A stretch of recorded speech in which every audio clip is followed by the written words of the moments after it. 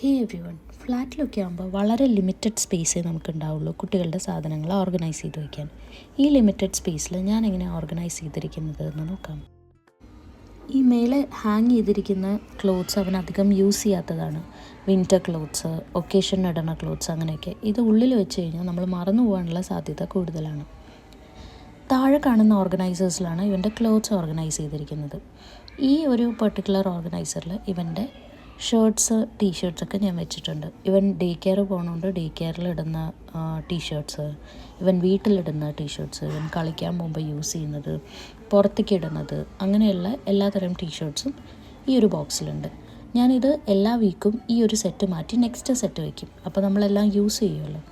ഈ ഓർഗനൈസറിൽ ഇവൻ്റെ ജീൻസ്, വേറെ ട്രൗസേഴ്സ്, ഫുൾ പാൻസ്, രാത്രി കിടക്കുമ്പോൾ യൂസ് ചെയ്യുന്ന പാൻസ്, അങ്ങനെയെല്ലാം ഈ ഒരു പെർട്ടിക്കുലർ ബോക്സിലാണ് അറേഞ്ച് ചെയ്തിരിക്കുന്നത്. ഇതും ഈ പറഞ്ഞ പോലെ എല്ലാ വീക്കും ഞാൻ എടുത്ത് മാറ്റും.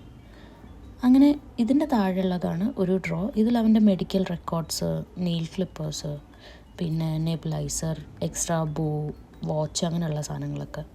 അതിൻ്റെ തൊട്ട് താഴത്തെ റൂല് ഇവൻ രാത്രി യൂസ് ചെയ്യുന്ന ഡൈപ്പർ, അവൻ്റെ പുതപ്പ്, അങ്ങനത്തെ സാധനങ്ങളൊക്കെ ഉണ്ട്.